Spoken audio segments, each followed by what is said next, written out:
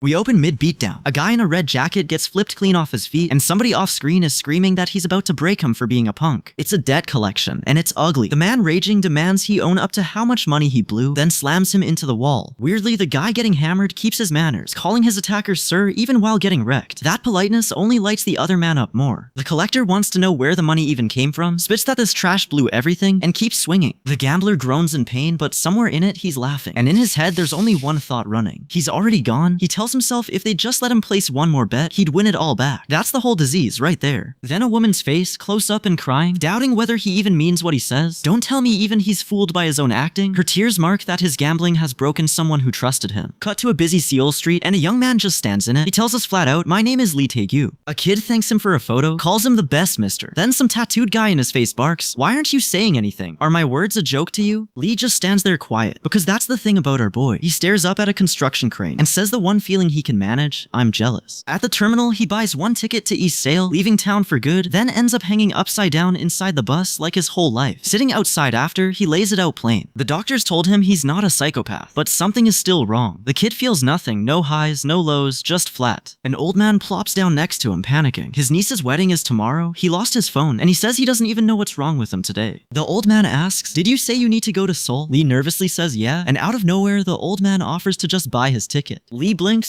Really? The old man thanks him for saving him and promises to pay him back proper once they're in Seoul. Lee shrugs it off with a sure. Then it gets strange. The old man says he won't charge him and asks for Lee's hand. He grabs the palm and starts studying it, muttering, "Let's see." Lee's freaking out inside, wondering if this old man can read minds. Out loud, he manages, "What is that supposed to?" The old man just tells him to smile, says good things come to people who smile a lot. Lee thinks, how am I supposed to smile if nothing is even funny? This is insane. Then the old man suddenly reaches out and grabs hold of Lee, forcing his attention as the strange smiling advice turns into a hands-on lesson. The old man throws his head back into a big fake laugh and tells Lee the secret straight out. Laughter doesn't come from something being funny, it comes from trying to laugh. He nudges Lee to try it himself. Just fake it a little and Lee stiffens up, not sure how to force a laugh out of nothing. So the old man does another one, an even wider grin, asking if this is the right level, and Lee actually cracks a tiny puff before he can stop himself. Remember it. The old man says like it's the most important thing he'll ever say. Lee just thinks, what is this guy even talking about? This old man is not normal. No, he's definitely weird. The old man won't explain, only promises Lee will find out soon enough, then snaps his fingers like he's just decided something. Suddenly, the old man is right up in Lee's face, way too close. Lee freezes, lets out a confused huh, and the two of them just hang there in that weird charged silence. And then the world flips. Lee is somewhere else entirely. Watching Do Kwang-sun, an award-winning actor, step up to a microphone on a stage, trophy in hand, starting a speech with for someone like him. Lee strains, and a blue spark cracks off his hand. The force is welling up out of him on its own, with no say from him. It jumps to a full glow around the mic, and he stares, baffled. What is that? A spark? Lee stands frozen as the swirling energy spreads off him and wraps Do Kwang-sun in a blue and pink glow. The actor breaks off mid-speech, thrown by it, a smiling Do Kwang-sun. Then the how-to arrives in Lee's own head. You suck it in with your right hand and spit it out with your left. He tries it, dragging the energy toward himself. It pours into him, coming into me, and even holding a bottle, he can feel it flood his body while he reads off a script in the middle of the discharge. He shoves it back out his left hand and finally names what it is. This energy carries Do Kwang-sun's emotions, and channeling them is what lets Lee take them on as his own. The colors twist purple and gold and orange as the whole thing peaks around him. Now Lee is in the speech, standing where Do Kwang-sun stood, admitting looking back, I really did have a lot of chances. I'd be lying if I said I didn't. His voice cracks with feeling that isn't his. That sense of loss became my motivation, and he stands alone on the stage in the light, with the crowd just silhouettes below. Back in the real hallway, Do Kwang-sun and Kim Hwan, the idol chasing an acting role, both jerk back in shock at something happening right in front of them. Kim Hwan, hooded, mutters something about a Kwang-sun fan, while a staffer crouches down beside a figure crumpled on the street, asking, hey, aren't you? And it's Lee, hand pressed to his face, breathing ragged, gasping out, heh hick, oh this is. The idol's performance just forced him to feel someone else's grief so vividly that for the first time in his emotionally numb life, tears are streaming down his face, and he has no idea how to stop them. Lee is in a bathroom, wrapping his arm like he's bracing for something, still shaking off those first tears. Next thing, a barista hands him a tray of drinks, and a supernatural aura flares around Lee's hands as he takes them, the same power stirring even in this ordinary moment. Lee stands with his arms crossed as purple flames gather around him, making it clear his power is active now. When a girl calls out, Appa, is this what I came out for? He ignores the complaint and leans hard across the table, focused on the person in front of him. And here's the power, named at last. last, the will-o'-the-wisp, a clump of human emotions all burning together in his hands. Out on the street, Lee straightens his tie with a small smile and thinks it plain, it's fun, life is fun. Then 4 of them line up on a stage before a crowd, Lee beside Do Gwang-sen and Kim Won, and the words land, guest part-time job. Do Gwang-sen leans close to another guy, grinning wide. Kwak In-ho and Kim Hwan both freeze, faces fronts, the same thing dawning on them. The difference was never about faking a bigger reaction. It came down to whether the feeling was genuinely there in the first place. Lee's eye sharpens and his phone buzzes with a team chat. October 10th, joyful companions. Lead asking if everyone's arrived. So this is the gig, the part-time fake friend crew. He reaches out and there it is again, that awkward gap between him and the crowd of strangers. But he reads the room and thinks, looks like I'm in the right place. It's a wedding, and Lee's job is to sell the real friend X. He clocks exactly where the bride and groom are and slides right in. Then he triggers his ability, a borrowed feeling surging through his hands, so the emotion he shows the guests reads as completely genuine, letting him pass as a true friend. I've been waiting for this job for so long. Du Gwang-sun rides the same wave, congratulating the couple from the bottom of his heart, warmth spilling out until his mouth outruns his brain and he calls them dear client. Someone whips around, what did you say? And Do Gwang-sun's hand flies to his mouth. Nice save, except there is no save. He scrambles to fix it, insisting only his girlfriend, no his wife and his uncle know the truth, then mutters, man, come on, and just walks it off. Off to the side, producer Do Yoon-sa is already sneering that these acting part-timers ruin everything. A couple of show-offs and it's over, they should shut up and fill the seats. Then a warning cuts in, if some punk ruins this wedding, the uncle will step in himself. So Lee turns and calls it straight out, Kwak Chun-sik! Lee walks the venue in his suit, working the room, telling the groom he should have come first, but he's been swamped. A guest grabs his hands and beams, can't believe he's finally getting married, and Lee sells every second of it like the friend he was hired to be. A guest squints at Lee and asks flat out if he's a stand-in. A paid guest hired to fill the room, the exact secret his job depends on hiding. Lee just excuses himself, says he should warn the groom first, while a woman asks if he's actually a friend. Then Chun-sik's mother comes up beaming and thanks him so much for coming. Chun-sik backs the uncle's earlier threat with a loud, that's right, uncle, and someone nearby marvels that this guy is a total pro. Lee glides through the room like he owns it, and the crowd pushes him toward the groom, telling him to hurry up and say something. So he strolls over, easy as anything, hey Chun-sik. Then he calls out the sour look on Chun-sik's face, asking what's with that face he's giving his own friend. And that's when it clicks for Chun-sik, who tenses up, jaw locked, muttering about the jerk being right here. Lee glances back, calm as glass, because Chun-sik has no idea who this man actually is. Inside, Chun-sik is combing through every memory he has, trying to place him. His brain lights up scrambling for the answer, and he snaps at the stranger in his head, who are you? He's shaken, cornered by a face he can't name. Lee smiles and tosses out a light, I'll see you in a bit, and turns to leave. Chun-sik watches him go, his hand trembling like something just ran through it. But out loud, Chun-sik just grins and thanks him warmly for coming, completely won over. Lee waves goodbye from the middle of the room, the crowd blurring behind him. And then we see the reason for that calm little smile. Lee's hand glows because this whole time he's been quietly borrowing the room's feelings straight through his skin. The ceremony rolls on, bride and groom hand in hand before the officiant, and the guests break into applause. Lee claps overhead, grinning wide, and the two men stand there looking thoroughly pleased with how it all came off. The groom hugs the bride and reassures her it actually looks pretty good like this. Nobody can tell. Then Lee points into the crowd, at the one in the very front clapping the loudest. The groom goes, ah, the realization hitting him. He turns on Lee uneasy now, saying that guy doesn't look like a part-timer. And didn't he swear none of his friends were coming? Lee broke his promise. One of his actual friends showed up to the wedding he was supposed to skip, and now the groom's fake ceremony is about to be exposed. The bride is barely holding it together, whispering to just hold it in, and she ends up standing there beside him, half crying, half baffled, question marks basically floating over her head. The MC steps up with the mic and turns to the bride and groom, ready to work the room. She kicks it off with a simple now the, and the ceremony leans in. The groomsmen huddle up and swear they can't let the groom's side lose this wedding event, and one of them shoots the whole plan down as nonsense. Then the bride and groom pull close, and someone lets out a stunned little gasp. Lee takes over the room, speaking straight to the group with the bride listening in. He grins wide, genuinely happy, and starts telling Chun-sik's story back to him. Lee brings up the old travel club, the one where nobody traveled and everybody just drank, and he says there was this one guy who worked harder at life than anyone, so quiet, but everybody in the club loved him anyway. He calls the guy handsome too, easy and natural, and the listeners laugh knowingly. The words pour out of him smooth as water, not a single pause. Glasses clink in a toast as the two friends celebrate together, the memory turning soft. Old photos of young men laughing, one already gone from their lives, and the ache of missing him sits right there. And it lands on Lee as a real thought. His 20s weren't empty after all. He always figured he had no friends, but the memories were there the whole time, small as they were. He pulls Chun-sik into a hug, both of them grinning, and says it plain, he did have friends. Then, with everything he's got, Lee tells him, you're the one who turned me into a decent person. Chun-sik just beams and thanks him for coming, and the two of them stand there close with the bride behind them, the whole room caught in it. Job done, Lee slides into the reception, serving food among the guests and staff. Then he plants himself down and tears into the meat with both hands, dead focused. He chews and thinks this is somehow better than the ribs, better than anything. Because here's the thing that matters to him. Eating alone, the feeling is stronger, but sitting here with people, it's that same warmth, warmth, just a little softer. He decides he's really glad he took this gig. Then he spots someone and calls out, "Hey Jungyu," apologizing for not clocking him earlier, checking he's got the right guy. Lee reaches over and fixes the guy's tie, then bows politely to someone off to the side. And that borrowed warmth wears off right on schedule, so he mutters he'd better go before he starts feeling guilty about not digesting his food. But before Lee can slip out, a woman's voice cuts through with an oppa, and a brown-haired man throws out a "whoa there" to stop him cold. Lee apologizes and turns to leave anyway, but the man grabs his arm and holds on. Quick catch-up. Lee borrows other people's feelings through touch and channels them into acting. And Dooyun Sup, a producer and Chunsik's uncle, just watched him pull that trick at a wedding.